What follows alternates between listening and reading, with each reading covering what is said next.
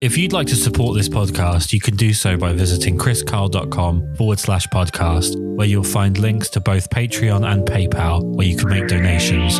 Any and all support is massively appreciated, and a huge thank you to everyone that has supported thus far.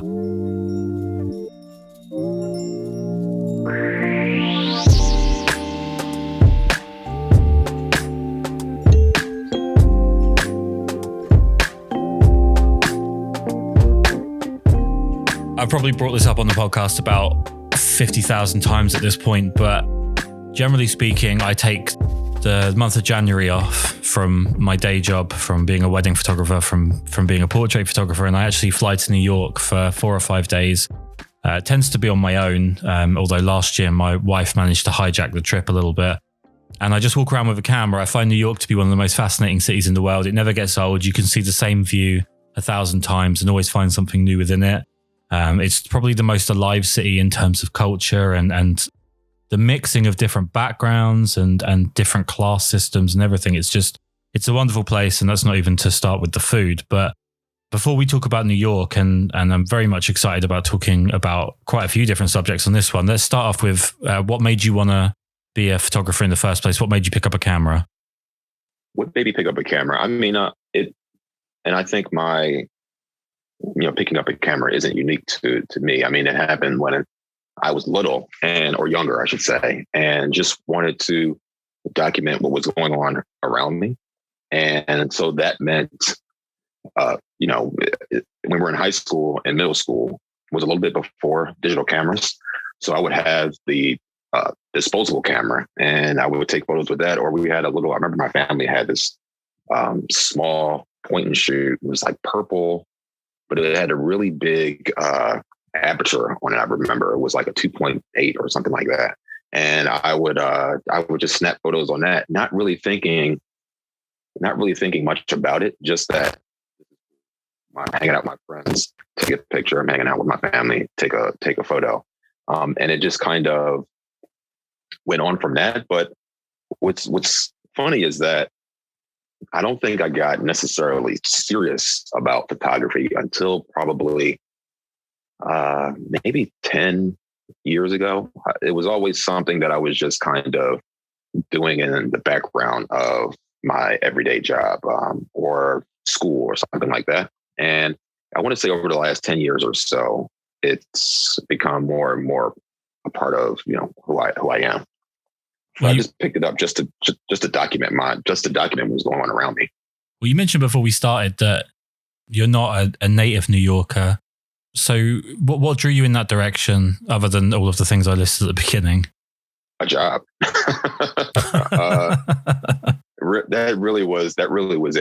It's funny. There is and maybe it's just me, but I felt like there was a weird tension between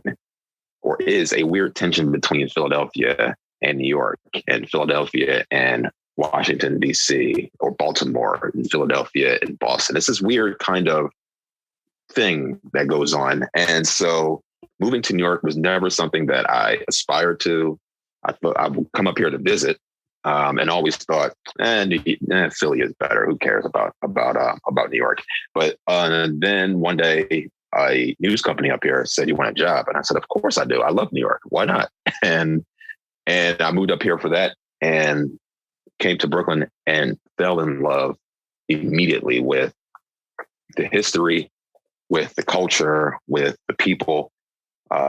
Brooklyn, specifically Brooklyn in particular, is a very, it's a city in itself. I mean, the neighborhoods here, I live in Bed-Stuy.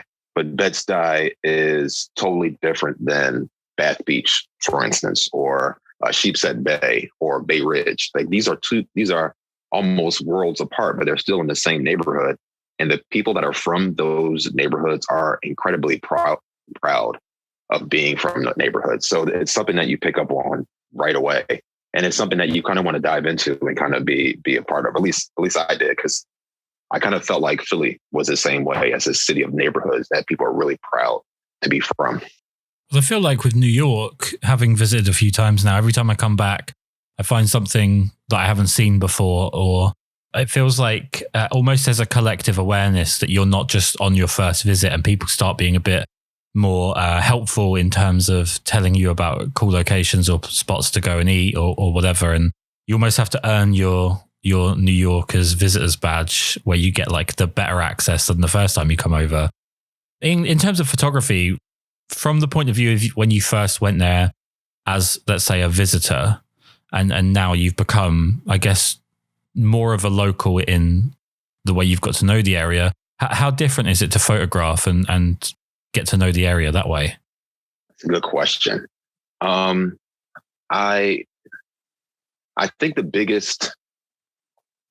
think one of the biggest changes, I'm thinking of some of the first times that I came to New York, and I remember wanting to go down to go see. I came here on a class trip, I think for high school, or was for high school one time, and we went down to go see the trade centers, and I just remember the difference, then as opposed to now. It was, New York is just a place that I guess is always changing. I feel like at that time, I hope I'm answering this question the right way.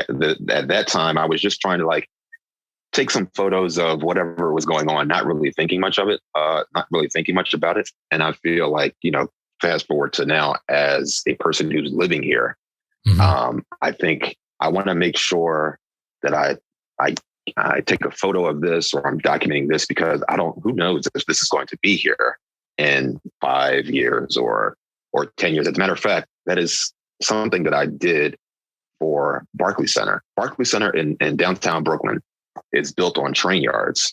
And it is actually the spot where the Brooklyn Dodgers wanted to move to, and the city said no. So then they went to LA. So I remember I covered that whole thing for a very long time. It was at least 5 or 6 years, or about 5 or 6 years. And I remember taking some photos and thinking, I need to take these pictures because there was going to be a huge stadium, whether the people want it or not. There's going to be there's going to be a basketball stadium here, and these train yards aren't going to exist anymore.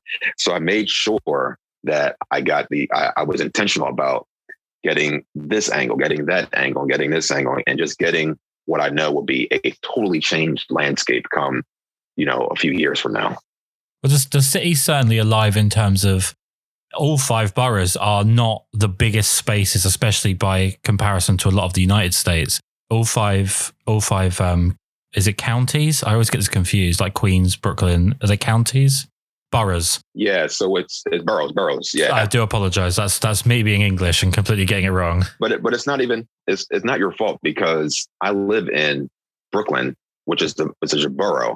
Mm-hmm. However, when you go to mark it down like official paperwork, it's in Kings County, and Queens is also in Queens County.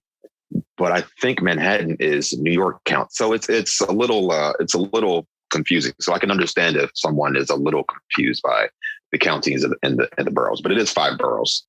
Well, based on how badly planned out that idea of managing different areas of land, it does definitely sound like it's somewhere that the English landed, because we tend to have the same problem here, and we're thousands of years old.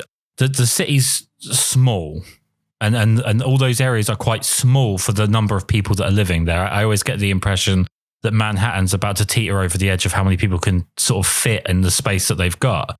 Mm-hmm. And in that sense, the architecture is always changing. I mean, I don't think I've ever been to New York and not seen just an enormous amount of work being done to buildings, to roadways and so on. That just seems to be part of the landscape at that point. You just see construction crews everywhere.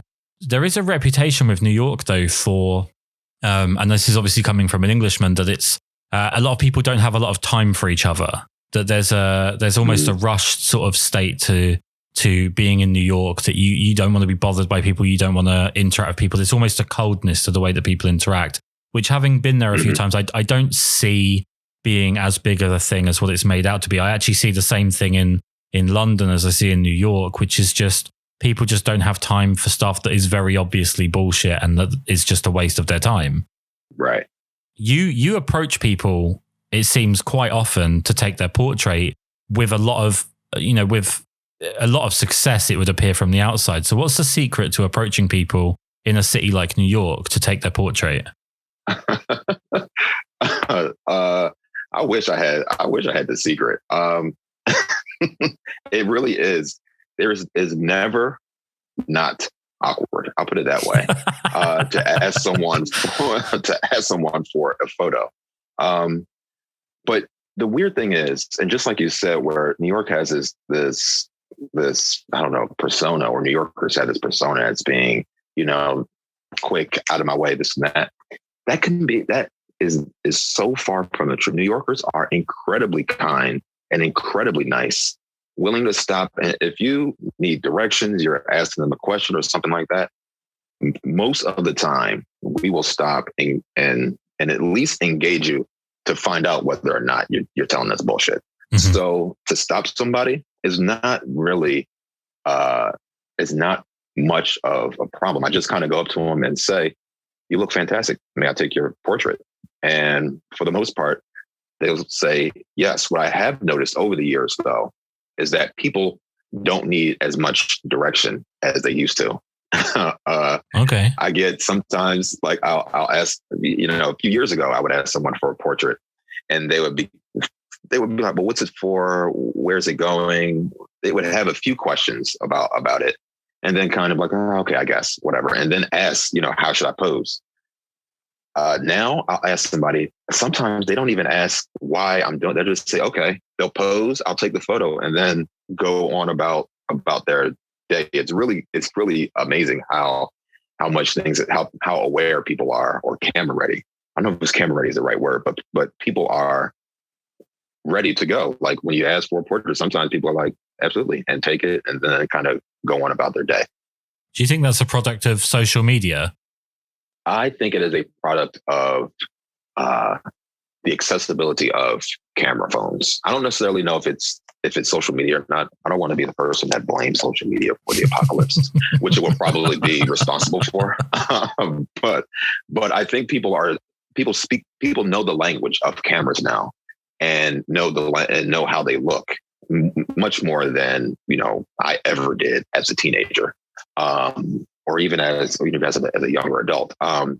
So I think that they are just camera ready and camera literate, where they'll say, "Fine, whatever." And the accessibility to cameras has made photography a little bit more disposable. So people aren't holding on to their image as much as maybe they would have before. Right. Even though with the internet, people are much more aware of their image. I don't think they are holding on to it as much as they may in the past. I think it might be creepy if someone had your picture, say in 1995, someone took your photo and then they had it in their portfolio somewhere. I think somebody might be like, "Oh man, why do you have my picture here? For what are you doing that for?" Yeah. And today, what? No one would care. Like, your picture is in someone's portfolio. Do they care? Not so much. It definitely feels like, I am someone that blames social media for pretty much everything that's ever happened ever since about 2006. But it definitely feels like people are, you said camera ready. I feel like a lot of people are fame ready. Like they're living like a celebrity lifestyle in the sense of wanting to be very in control of the way that they're documented, and in control of the narrative that surround them. And something I've noticed from the point of view of being a wedding photographer is that, and this is entirely on me, this is very much a self-judgment, I get very professionally spiteful when someone's way too happy being photographed. I get a little bit like I almost don't want to give them the satisfaction, which is a completely ridiculous point of view to be in. Right. Having, like you said, you've got people that just literally jump straight into a pose. Does that take away from what you're trying to do with your photography? That's a good question. I don't think so. I try to get people as I ask them and they pose. I don't know if, and I'm hoping I'm not taking the mystery or taking the magic away from some of the photos I take, but I really just see someone who I think would make a good photograph, whether it's their pose that they give me or I kind of give them some direction. It's kind of weird, the things that, or I can't quite explain the things that draw me to someone to take their photo. Mm-hmm. But whether they give me their, ready pose, and if they do, and I don't think it's any good, I'll tell them or I won't tell them it's not any good. I'll just pose them the way that I like. But, and I try to do it quickly. So, I like getting the photos quickly and good. And if that is someone else's pose that looks good, I'll take it. And if not, we'll try something different. But I don't have the visceral reaction that you that you have. I mean, I don't tend to express that visceral reaction, but I definitely feel it. What I love about the portraits that you do get, and I guess it's kind of, I think the vernacular is always different, Americans to English. I think in England, I understand about 3 different regions of English accent, and then everything else just sounds like noise to me. And I think some parts of the Midwest in America, it can get a little bit phonetic, where you're trying to figure out what's being said based on grunts and noises rather than anything else. When it comes to you're approaching people, and you just said that you don't know what it is that draws you in, but you seem to be fantastic. And this is probably the thing that drew me in the most to your work. You seem to be fantastic at kind of framing their environment around them. And there seems to be great context to the portraits that you take, where it's not a lot of people that do sort of, walk up and shoot style street portraits. They tend to go in super, super narrow depth of field, no context, and the light might be great and everything might be wonderful, but I don't get a sense of story. But with your work, I definitely get a little sense of just where they were at the moment you approached them and the environment that they're in. Is that a conscious decision, or is that just a stylistic thing that's come kind of instinctually? Well, first, thank you for saying that. That means a ton that you get that out of my photographs, and it is an intention that I have. I definitely want to catch. I think when I see someone that I want to photograph, it isn't just the person, but it's. I just joked on Instagram that I have a ton of pictures of people who are sitting down, and you want to have some kind of mystery behind it, but it really is because if they're sitting down, they probably can't get away when I ask to take the photo. But typically for someone who's sitting down, they'll be sitting in a certain way and the light is kind of hitting them just in a particular way where I go, this looks really, really, really cool. I remember I took a photo of a woman who was sitting down. She was smoking a cigarette and she was on her phone. And I do not think she even spoke English. But we didn't really say much because right. I walked over and I said, may I take your photo? And she looked at my camera and she nodded yes. And I kind of told her to, put her head down a little bit and kind of just look at the camera. I snapped the photo and said, thank you. She waved. And then I was riding off on my bike and I was like, I wonder if she speaks any English, because that was, it was just in and out. I mean, it turned out to be a really, really cool photo. And it was just her sitting there kind of just in her own little world. It really amazes me that the streets of New York are so public, but they are so intimate at the same time. Yeah. Because there's so many different things that are going on, but when you're on your phone or you're talking to someone, those are like really, intimate, or at least I think they are intimate things that people are doing right out in public. You're having a conversation with someone. And it's just, I like the juxtaposition of the idea of New York being this really busy place where people are going. And you have these small little vignettes or these small moments in time where it feels really intimate. And I hope that is something that people are getting out of some of the portraits that I make of people on the street. Well, something that I find is going to be massively magnified somewhere like New York, where there are so many subcultures and so many you've got, Little Italy, and you've got Chinatown, and there's all these little communities of different backgrounds and different cultures, essentially, and I guess this is a real ignorant question, so I do apologize, but how do you feel in terms of people from different cultures documenting each other? because I feel like I've got a bit of a long play on this one, so I do apologize, but I do feel like it feels like in the last few years we've moved more and more away from the potential for people to just get on and for people to just allow each other to be who they are. And it does seem like every single day, and it's probably something that I would tax social media as being some form of a part in the problem, but we seem to be becoming more and more incapable of just getting on with each other and letting people be, so to speak. And I'm just curious, someone like myself being English, I mean, I look like every Lord of the Rings character kind of mushed into one face, which is a bit depressing. But I feel like if I was to go around New York and approach people for portraits, especially with my accent, other than the laughs I would get for the accent, which is always hurtful, I would have a much lower success rate than you would.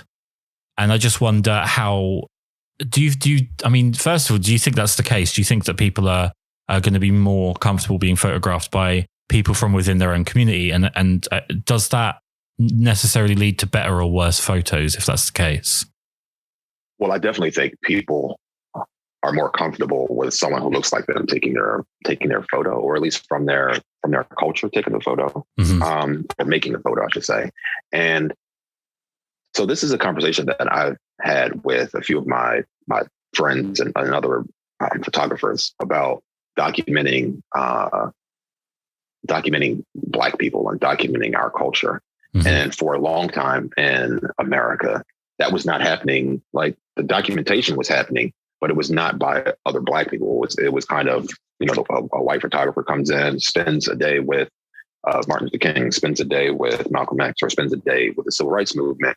And while those images were powerful enough to kind of, let the world know what's going on, you see now when you look back on someone like Jamel Sabraz or Gordon Parks, it feels different how they were able to capture Black people as opposed to someone else who was coming in and taking photos. While the photos were good, no one can deny some of the powerful images that people were able to get during that time. When you look at some of the other Black photographers who were also taking pictures at that time, it feels different. And it makes one wonder how different would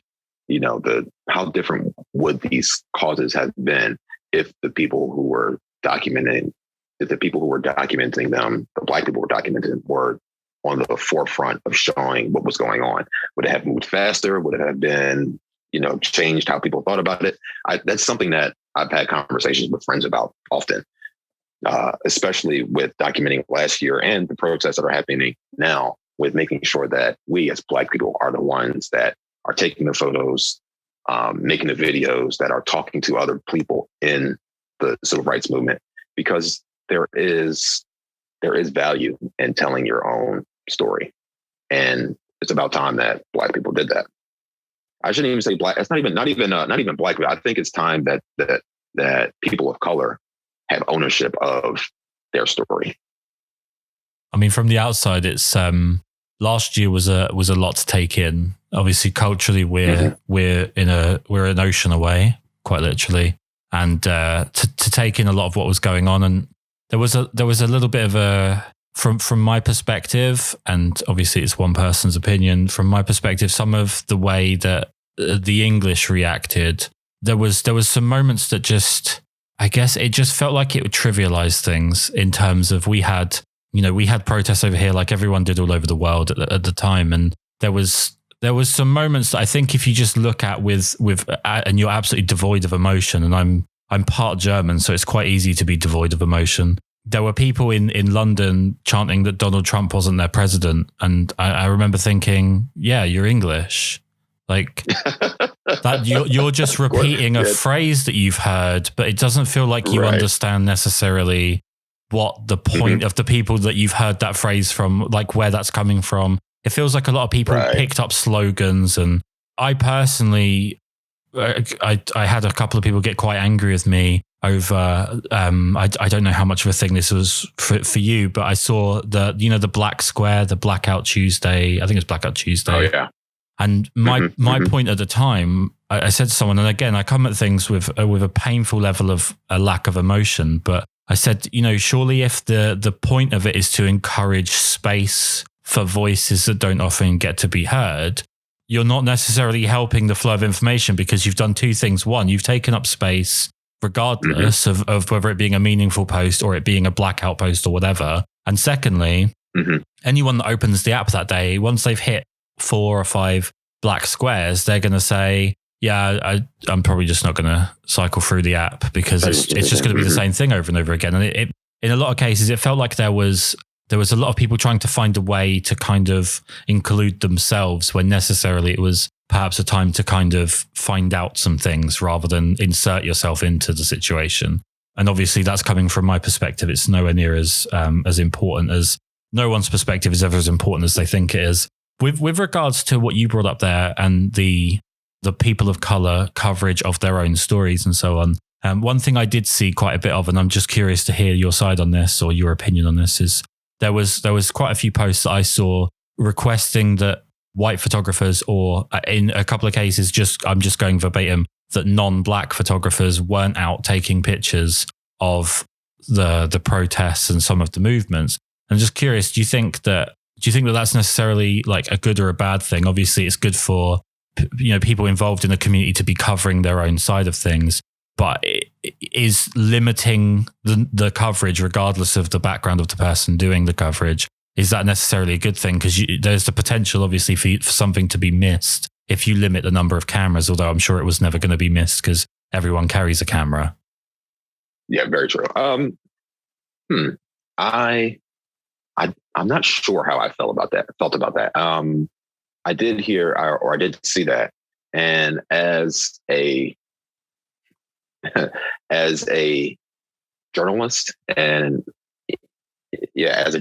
my first reaction is kind of, I'm repelled by that, only because as a journalist, when someone says, I don't want you to cover, or I don't want them to do it, or I don't want this person to do it, it kind of makes me want to kind of break that rule and do it anyway. Right. I understand the sentiment that people didn't want people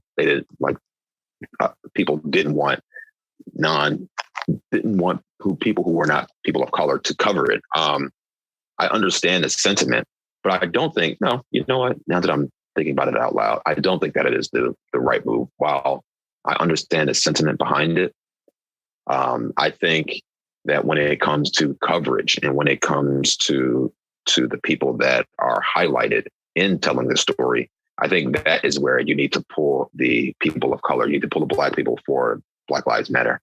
The Black people who are documented, you need to pull them and elevate whatever platform they have, elevate them so that they can tell that story. While you still do have, white people or whoever covering it, it's just, you need to make sure that the people that you're elevating are Black people who are telling the story. And you can have other people covering it. I just think that when it comes to crafting the story and telling it, that it should be Black people at the vanguard of telling it. And I think, again, it goes back to the different approach that someone would have as a visitor to something as compared to someone that's completely immersed in it. I do think that the documentation is going to be different just by the nature of human beings and their approach of things that they're comfortable with and not comfortable with. Last year, by and large, I avoided the subject of this because what I didn't want to do, and something I definitely saw, and again, please, if I'm wrong, tell me I'm wrong on this, but something I did get the general impression of was that there were people that saw photo opportunities in what was going on. And it's not something I talked about at great length on the podcast because I'd rather it wasn't a discussion about photography when it needed to be a discussion about something else. And obviously things are still rolling and there are still things that need to be addressed. And every day it seems, from a European point of view, we feel very boring compared to America because you guys certainly have an active news. Yes. But just in terms of as a photographer, as a journalist, what was the experience like of photographing that movement last year? It was so to answer part of your question, there were definitely people there that I knew in my bones were there for the performative part of what was going on and not so much the substantive part of it. Like I definitely saw that was there. And I don't think that was unique to last year's movement. I kind of think those kind of strange people are in any kind of thing. But I definitely saw that last year. I just tried to find a way not to really, feed into some of the nonsense or that nonsense. And as far as, it was interesting to cover it because I always thought about, what was it like for photographers to cover the civil rights movement of the 60s. And I kind of think, while it wasn't as intense, I felt that like this is, I was wondering what I would do in those times. Now I know what I would be doing. I would be out trying to document as much as I can. And there were a few times where some of the first rallies that I went to were intense in the aspect of, it was right after George Floyd was killed. And what happened to him, I am a Black man in America. The same thing that happened to him could have easily happened to me. Well, just like that. So when you're covering these protests, I think sometimes you need to decompress. Even where you're there, I felt myself kind of being a little bit overwhelmed with emotion sometimes, where it was you would see what's going on and people talking about their pain and talking about, just living in this country, in America, as a person of color. And I think sometimes I would have to kind of step back a little bit, just so I could kind of center myself again to make sure that I can document with like a clear head. But it was very, especially the beginning of it was really, really intense, just because it's really the injustices that face Black people in America. It becomes very tiring to keep saying over and over again that, police are beating the brakes off us. And people are like, are they really? And it's like, yes, they are. And now we have the video and people are like, oh man, I guess you guys were serious. They really were. And it's like, we've been saying this for years. My family, my father has some really interesting stories about interactions with police in the 60s and 70s. So it's intense, tiring, frustrating, all of those different kinds of emotions is what it's like to cover these protests that are actually still going on. So, today as we speak, I think there are people in Washington Square Park that are protesting right now.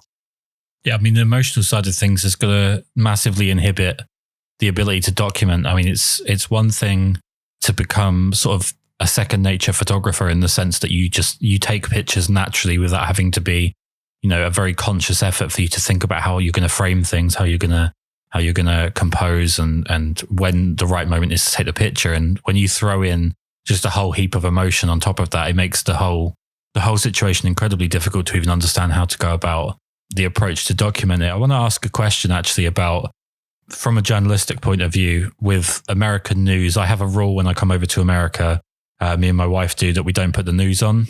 And I don't care if it's CNN, MSNBC, Fox. Right. I don't care what it is. We don't put it on because everyone's trying to convince everyone to hate someone else. And I think that the news over there is, I would definitely recommend all Americans at some point, and I don't care if they are all the way to the right, all the way to the left, somewhere in the middle, whatever they're up to just look at some news from other countries and just see how much more calm it is and how much more it's about telling you something that's happened as opposed to telling you how you should feel about something that might happen or anything like that.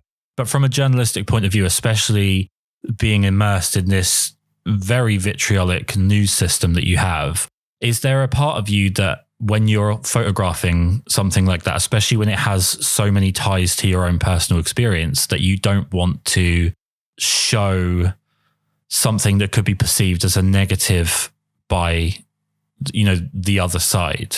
Because obviously, for the sake of the expression, like having a dog in the fight, so to speak, when you have an outcome that you obviously, I think, 99.99% of people, it feels like, should want the outcome, and the remaining fraction can, fuck off. But when you have this, you have a personal interest in it. And I guess that's where the difference is when you have people from outside the community photographing, but then they also might have an outcome that they're after that's maybe more nefarious. Do you have to be careful about what you're documenting, or from a journalistic point of view, are you making sure you're covering everything that you're seeing? I make sure that I'm covering everything I'm seeing. While that the idea of not showing some things and then showing others has never even crossed my mind. And I think that is my training as a journalist to kind of, while this is a worthwhile cause, civil rights for Black people is a righteous cause. You still have to show what is happening. And when we say that we're owning our story, I think part of that is like we were saying earlier, I would get a different reaction from my community and my photos as opposed to someone who's coming from outside the community taking the same photo. So that is one aspect of owning the story. But I think when we say owning the story, it doesn't mean that we are, or at least in my case anyway, I'm not someone that is not telling the not so good parts of something so that I can burnish the image of the civil rights movement of 2021. I make sure that I'm showing what's going on, and what I think was happening before when you aren't owning your story is that the entire story of the other side of Black people was not being told, where maybe they were someone who did have a dog in a fight, who was not part of the community, didn't tell the whole story of the other side. And what I'm trying to do is fill out the story and kind of show people things that they might not have seen when it comes to Black people in America. But yeah, the thought of not showing some things, no, that I've never been given that a thought before. The only way I would do that is I think I have not looked. There was this last, just a couple of days ago, a guy was shot by the police in Brooklyn Center, Minnesota. And I have not looked at that video. Like when it comes to those kinds of things, I can't take it anymore. I can't look at another Black person being killed on video anymore. Now I understand I edit that out of my life, but I don't have any interest in editing out the parts that we don't want to, show people because they're not good or something like that. Well, it's an incredibly ill-advised idea, but I promise I have the best of intentions when I say this, that I've heard the expression that a gun is something you regret. Owning a gun is something you regret when you fire it at the wrong moment. And I feel like owning a camera is something you regret when you don't fire it at the right moment. And I feel like in terms of like integrity and honesty with journalism, and I don't have a particularly good window into this world, but only from speaking to various people and then my own experience in life is the worry is when someone feels like something doesn't need to be documented because it doesn't tell the story that they came in with. And I think that's something that a lot of people from way too higher up in media are now very good at, is only showing things that feed into whatever idea that they want to have. And I feel like it's just taken the integrity out of every argument that's going on. And I wonder from your point of view, is it about as much coverage as possible? Is it about maybe coming home with way more photos than you'd actually need, but just to make sure that, full situations are covered as thoroughly as humanly possible? Well, I have okay, good. That's a good question. I have a really good example of that, Kris. So and this actually doesn't have to do with any of the Black Lives Matter protests or anything like this. It's just like a typical run-of-the-mill story that I was assigned. And the story was about a train here in Brooklyn that was going to stop running, and with the L train. And the L train every day, it's been a while since I covered the story, but it's something like 250,000 people go take this train to go from Brooklyn to Manhattan every day. That's a city's worth of people that it moves every single day. And it was going to close down for repairs. So Williamsburg is a neighborhood that was going to be greatly affected by this, with shops closing down because people can't go from one place to another to get there, this and that. And the idea, and I'm not sure how familiar you are with Williamsburg, but Williamsburg has this stereotype of being kind of this place for hipsters. Like it's like it's the capital of hipsters. But in actuality, that's not the case. Williamsburg is a very ridiculously expensive neighborhood to live in. There's a lot of families that live there. They built all these different tall condos and high rises and whatnot. It's, while it may superficially be this hipster haven, it certainly is not. It is a place where very well-to-do upper middle class people live. A lot of upper middle class and rich people live. So my boss had the idea that it was hipster haven, and a little old lady on the block is going to be glad that the hipsters are not here and this and that. And I was saying, that's a great idea, but unfortunately, that is not what this neighborhood is. Mm-hmm. However, there's still a story here. There's still 250,000 people that won't be able to get to this, that won't be able to get to the city. So that is a story. So of course I go there, and I get the story. I get the people talking about my business won't be able to survive if I can't get the people coming from one place to another. And, some people's rents were dropping tremendously, and whatnot. And so I brought that back to him. And since it wasn't the hipster angle, I had to kind of, force his hand with doing it, but because it didn't have this weird hipster angle that was, 20 years old, he almost didn't want to do the story.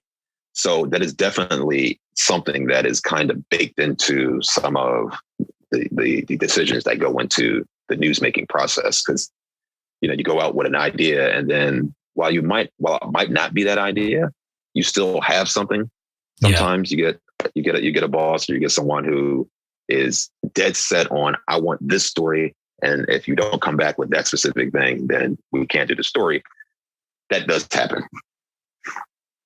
And it's a shame, because I think some stories aren't told because of someone's idea of what the story should be, as opposed to what the story actually is. Yeah, I think, again, talking entirely as being Johnny Foreigner from the outside, what's kind of fascinating is if you watch the news in England, it will be, if you turn on one channel, they'll be talking about news story A, and this is how it negatively affects you. And if you turn it to the other channel, that's like the polar opposite, they'll still be talking about the same story, but they'll talk about how, the effect on you is the complete opposite. So they won't avoid the issue, but they'll change the approach of how that affects the people that are watching their coverage. And what I find with America is, if you go and you watch, I don't know, CNN or MSNBC, you get one side of things, which is like, they'll talk about news story A. And if you go and watch like Fox, they're talking about news story B, and neither ever cross paths. And I think that it just does a great injustice, because it's created a wonderful sense of kind of confirmation bias for everybody, which completely destroys the conversation that could easily be had by what I'd like to think, by and large, is a huge population of very reasonable people that just don't want to be diminished one way or the other. And I feel like I think it's Charles Barkley actually said it the other day about how politicians and media are just doing a fantastic job of ensuring that everybody hates each other, when actually there's no major desire to. And that's the one thing from the outside of American news and media that always kind of catches me out. With you, there's something I actually need you to explain for me here, because you have two things in your profile that I don't know if they go together, and I'd love to hear for you to explain to me how they do, which is journalism, or journalist and creative. How can you be a journalist and a creative? That's that's really funny. I have no idea. It's very hard to bring. It's hard to bring creativity to something like an institution like journalism, like news, because I mean, news has been around since they've been writing it on the walls in ancient Rome. Like, it's something that people have been doing for, a long time. And if you've been doing something for a long time, people don't want to necessarily change how they are doing it. And so it's difficult, but it nonetheless can happen. If I can bore you one more time with another very quick story, please do. And just talking about creativity and whatnot. So you may have heard of this phone. It's called the iPhone. Yeah. It changed the way we interacted with our phone. So when the iPhone first came out, I was talking to someone at a boss at the time about, we should do an entire story that is recorded on the iPhone. Like, we'll get all of our interviews from the iPhone. We'll do all of our B-roll, the whole night. It should be all from the iPhone. And her first reaction to that was, nobody wants to watch. Why would you do something so no? Like, it was just an almost visceral, like, no one wants to see iPhone video. And of course, fast forward 15 years, and that is all that people are shooting everything on. They're doing entire movies have been produced on iPhones. So that just shows you that it's very hard to be creative and also be a journalist at the same time. But it's a fight nonetheless. Are you using one to offset the other? So, like, for me, I use, when I'm kind of run down, I mean, not that I've had the pleasure of being run down from anything for a year, but if I'm run down from kind of overdoing it with weddings, I can use the portrait side of things to kind of stretch out my creativity. Or if I'm getting bored with doing, headshot session upon headshot session, I can, focus on something entirely different with the weddings, and it just kind of keeps me fresh and keeps me interested. Is that how you approach the two? It is. It really is. My partner would tell me sometimes, like, you need to get out and go for a walk and go take some photos. Just because sometimes I think she could tell that, the journalist part, the work that I was doing was grinding me down so much that I needed, and I wasn't able to have that creative outlet, that she would like either push me, like, just, why don't you just go for a walk? Why don't you just, go outside and get that creativity going. So at least you'll be in a better headspace when you have to go back to doing the things that will keep the lights on. You know what I mean? Yeah. You mentioned at the start about walking around with a disposable camera. And I feel like, first of all, I don't generally talk about gear on the podcast, because I think there's enough podcasts out there that are trying to sell you some shit that you don't need. I don't want to join that queue. But to start off on a disposable camera, obviously you're talking about something that's completely featureless, essentially, and it's very redundant in what it does. It's very straightforward. There's no bells and whistles, so to speak. And it feels like now we're getting to a point where people feel, if a camera can't shoot video in 8K and take 30 pictures a second, all of a sudden it's like a paperweight. It can't be used as a camera. I feel like maybe photographers in the current age would love to have a sit-down chat with photographers from, the 50s, 60s and 70s about how hard it is to be a photographer now. And then maybe they'd get a better understanding of the perspective of how easy it is these days, especially at lower and lower prices. I would imagine for what you're doing, especially with regards to journalism, or journalistic photography, there's a need to have a camera that's not too intrusive, that's going to kind of sour the people around you that you're there to take photos, and people become too aware and then they start acting unnaturally. What is it that you're using camera-wise, and is the sort of the aesthetics of a camera important? So I shot some of the protests with my Nikon FM, excuse me. I shot using my Yashica. It's a twin lens reflex camera. It's a very peculiar looking film camera. Yep. And then I also used, and this is insane, but I have a Fuji GW 693, which is a medium format camera that gives you these ginormous 6x9 negatives. And all three of those cameras are extremely different from each other, and they give extremely different kinds of feels to what's going on. When it comes to being when it comes to being there and not and trying to blend in, I feel that at these protests that the camera doesn't necessarily give you away. It's kind of how you're approaching the subjects that might kind of intrude on people a little bit. I think we are aware that when we're at something like a protest, that there are cameras around. So I don't think people are necessarily too bothered by it, even though this year or last year, I should say, that there was some effort to not show people's faces who didn't want their faces to be shown. But I think it matters much more in how you approach the subjects when you're taking a photo, as opposed to the camera that you have and whether it makes noise or whether it's big or clunky or anything like that. Because the Fuji that I have, the Fuji Gw 693 with a name, that has a very clunky shutter. Like it sounds like a kerplack. Like it's very clunky sounding. And I've been able to get really cool shots with it and getting close to subjects and them not minding it at all. So I really think it matters a little bit more in how you are doing it. But that might not be 100% true, because when you listen to Pete Souza, who was the photographer for President Obama, he talked about having to be super quiet when he was doing it and would have a silent shutter.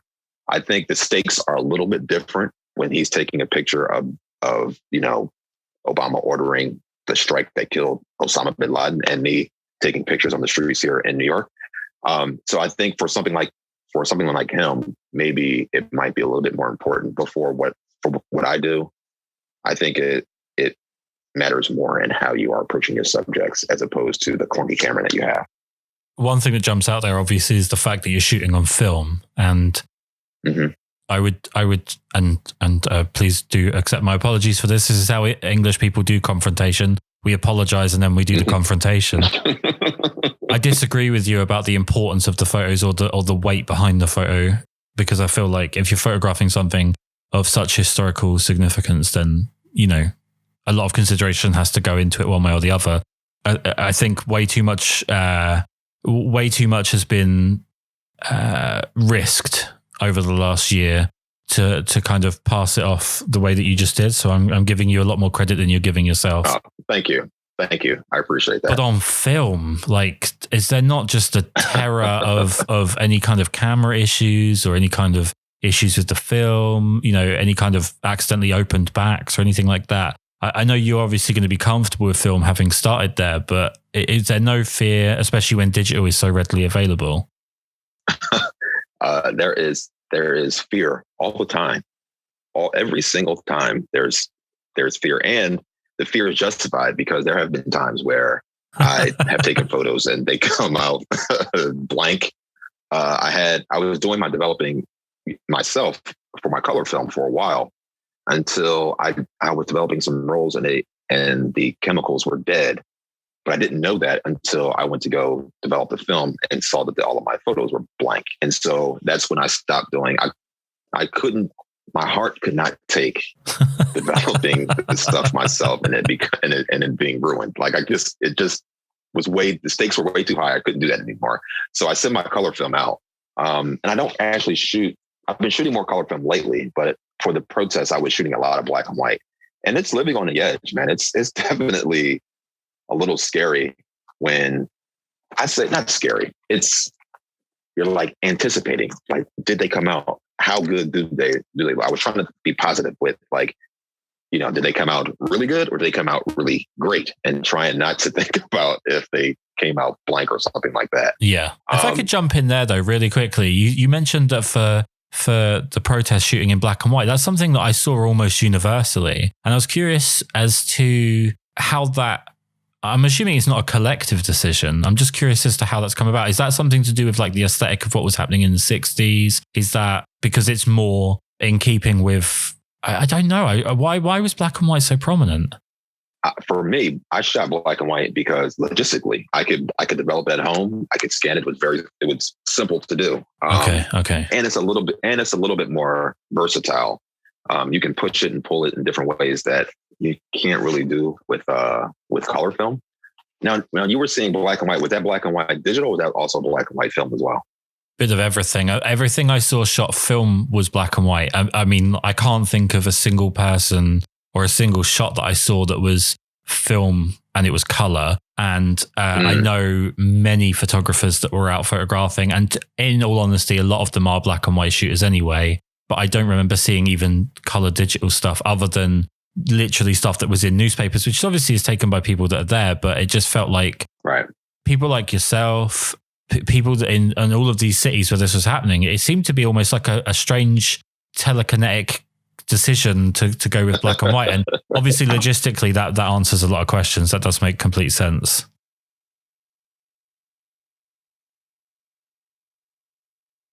Yeah, I mean, it's just black and white is just so much easier, and it's less fuss than color, and more versatile, especially when you're doing things at night and you're doing things where the light isn't that great.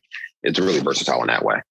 Now, I've noticed I always see Instagram feeds, if you go to someone's profile, it's almost like an archaeological dig in a lot of cases, unless you're dealing with someone like me who psychotically deletes stuff the minute I'm having a half bad day.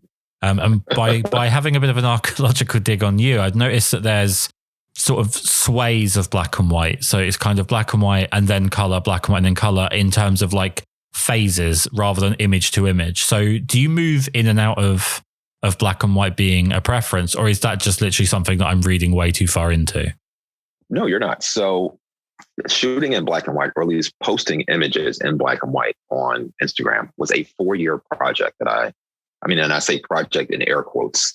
It was a 4-year project that I was doing, and it coincided with the election of Donald Trump.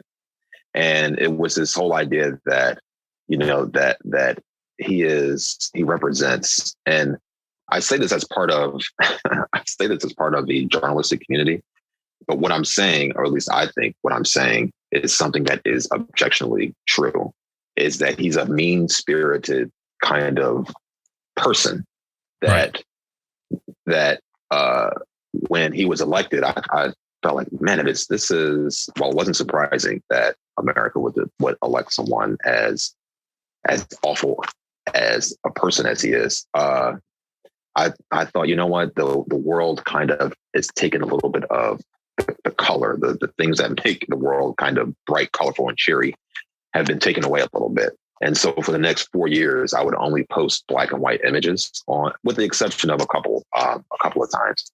I would only post black and white images just as this kind of esoteric protest is not the right word, but this acknowledgement that this country, and I should say we, because I am a part of this country, we elected somebody who was so mean to with bones. And I don't think that is the kind of energy that I want to project. So the election of him kind of took the color away from life a little bit. So that's why there's a large swath of my feed that is black and white. And those are the Donald Trump years. And now I go back and forth from black and white as I choose. Just kind of, it looks cool. Or if I shot black and white film, I'll post a black and white image. Well, wedding photography, the trick I'm often told, although I don't actually work in this way, but especially England, we're not blessed with, like a sun or summer or anything like that. Yeah. But there tends to be that if you have horrendous mixed lighting, that's when you're going for the black and white. And I've personally never worked that way, but that does seem to be the argument. Well, you know what? Kris Nolan shot his first movie. Yes, following he did, in black and white because of that. Because it's like, I don't have the color. I don't have to do anything about the color. I can just shoot it in black and white. Yeah, well, he understands the pain of residing on this island. Okay, so let me ask you a question, and if you could give me some advice here as someone that tries to photograph things with narrative in mind, and I'm sure there's a lot of people listening that want to incorporate more context and more narrative in what they're photographing. Any tips for that? Any tips for, rather than sucking something out of a scene and just taking what is aesthetically a perfectly fine photograph? Do you have any tips for how to incorporate more of the story into the image? I would say if you're trying to add a little more narrative in it, I would think of, ask the person sometimes I talk to the people that I take photos of, and they'll tell me, why they are in the spot they are at the moment I'm taking a photo. There was one gentleman, I took a picture of him, and he was sitting on a fire hydrant or like some kind of water stand or something. And he had his dog with him, and he was on his phone, and I had to take his photo, and I snapped it. But he was saying that he's from New York, but he moved upstate when coronavirus happened, but was back because a friend of his had passed. And I think it may have been like the year anniversary of it or something to it. I'm actually kind of forgetting a little bit of it, but just talking to him about why he was sitting there, that kind of adds a little bit of a story to it. And it informed my photograph a little bit. Like once he told me that, I framed it a little bit differently. I don't think I wanted to have his dog in it initially, but then once he told me that, I went, let me pull back on him a little bit and show him with his dog and kind of show him with his phone as well. And kind of just get that like small moment of this person kind of, I think he was like rewalking some of the places that his friend had been to and things like that. So I think talking to your subjects is a really good, if you can, really good way to kind of add a little bit of a narrative. And like you were saying before, I try to put the environment that they're in and make that part of the story as well. I feel like the things that are behind people or around them, where they decided to sit down, where they decided to lean up against a pole, that kind of tells a little bit about them and about why I decided to take that photo. It's funny because lens choice is something that when it comes up in the wonderful university that is YouTube, or if it comes up between photographers generally, especially coming from a portrait side of things, people tend to pick lenses based on distortion and flattery, I guess, in like how pleasing is it to the features of the person that you're photographing. And actually, I've always said that, coming at it from a wedding point of view, and I think that there are some links there between sort of street photography, journalism, weddings. It's all documentation of something, and I think in a lot of cases it's as much as possible trying not to be intrusive on what you're documenting. That actually, the wider you go, you're dealing with more context, and that's how you should be making your decision, not based on flattery, but basing it off of context. And actually, something you brought up there about how you changed the way that you framed something puts me in mind of, I believe it was Canon Australia a few years ago. They did something of a publicity experiment, which was they had, I think it was 6 photographers photograph the same man, but they told each one of the photographers a completely different backstory to the man. So to one person, he was a self-made billionaire. To the next person, he had recently got out of prison for something. To the next person, he was this and he was that. And they then showed the photos and the differences in way people framed the same person in the same environment, but just through composition based on what backstory they'd have. And is that something that you train yourself to actually to be able to say, okay, well, this person comes from this background, so I'm going to shoot it in this style, or, I'm going to crack out a 24mm lens as opposed to the 35. Does it make any decisions for you based on hearing something about that person or knowing something about that person or wanting to project something about that person that you are consciously like, oh, okay, this guy's come from this background, he's doing this is what we're trying to portray, therefore I know that this is my default to do that? Or is that something that you think comes instinctually? I think it comes a little bit more instinctually, and I'm a little bit, doing things with one hand behind my back, because the cameras that I mentioned, with the exception of the Nikon, they're all fixed lenses. So I only have one. When I go out, I have this one lens that I'm going out to shoot with. The Fuji is a 90mm lens, and I think it's like the equivalent, the medium format equivalent of maybe like 44mm. And then the Yashica D that I shoot with is also 90mm, and that one, for that camera, I think it comes out to be a 50mm. And so there isn't much lens choice there isn't any lens choice that I have. And so it's a matter of getting closer to the subject, which then I think informs it's something really interesting about getting close to somebody to take a photo, and what kind of story that takes, as opposed to, moving back a little bit. But I do think that it is a mix of instinct and also talking to the person, because sometimes I don't like the woman who had a cigarette in her hand that was sitting down. I didn't say much to her except for, "Can I take your photo?" and kind of just got her in her element. As opposed to the other gentleman with his dog, someone I did talk to, I was able to capture two different kinds of stories. One in which I talked to the person, and the other in which I didn't. And I still think the photos came out with the same intention. So right. I think it's a matter of kind of doing both things. Sometimes you can talk to somebody and you can kind of figure a little bit out about them and kind of frame it that way. And other times you have to kind of put what you saw and frame it, as opposed to, what the person has been telling you about themselves. I hope that makes sense. Yeah, no, 100%, totally. We started this with New York being a bit of an emphasis to start off with. So let's end it with geography in a similar sense. If I could, in a kind of bizarre way, when there's all these flight restrictions and other issues, but in a general sense, if I could pick you up and drop you anywhere in the world with your cameras, where would you want to be dropped? So this is a hard question, but then an easy one at the same time. So I would go to a city in Sicily. I was in Cefalù a few years back, and I didn't take as many photos as I would have liked to, but the people there, like, we went to all of the other like little smaller towns, actually maybe anywhere in Italy. The places where tourists aren't really at, where, they're ruins, or, it's really small towns. Those are incredibly charming. They have really cool history behind them. And it was a pleasure to make photos of some of the people there. And the city I'm thinking of was actually not in Sicily. It was like actually right outside of, maybe like an hour train ride outside of Rome, but it was occupied, just like all of Italy, and during World War II.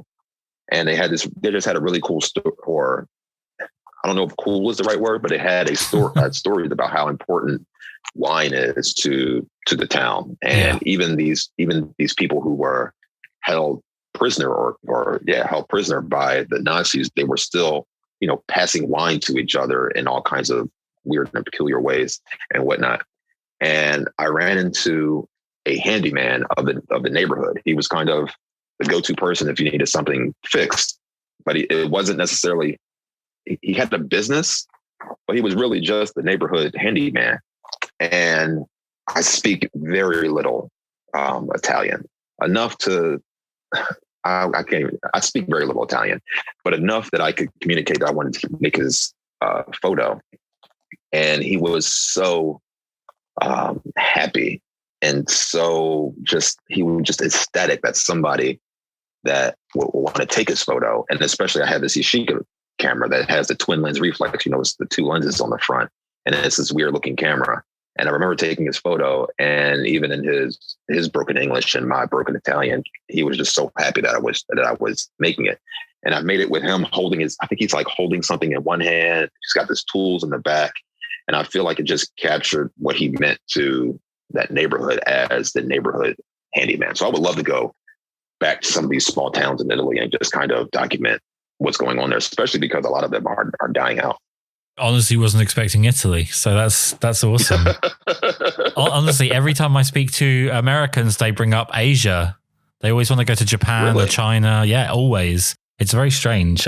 I'm not strange in the sense of wanting to go there, but it's very strange that you very rarely hear Americans that want to come to Europe. So yeah, that's pretty cool. No, I one of these days I'll call Europe home. Hopefully, we'll see about that. Oh, that sounds fantastic. Like, you've been so generous with your time. I really do appreciate you taking the time to talk with us. Most important part of this is that we now nudge everybody in the direction of where they can find your photography. So if you want to just tell people where they can go, websites, Instagram, anywhere that your photos are that you want people to go to. Sure. So you can go to my website, Naeem Douglas, NaeemDouglas.com. You can also check out my photography, the same name, Naeem Douglas, or at Naeem Douglas _ on Instagram. And yeah, those are the places that you can see my work. And I have a few things, in the back here that I'm working on that I hopefully can release to the masses as big or as small as they are pretty soon. Looking forward to it. And again, really massive thanks for taking the time to do this, and for sharing so much. It was my pleasure.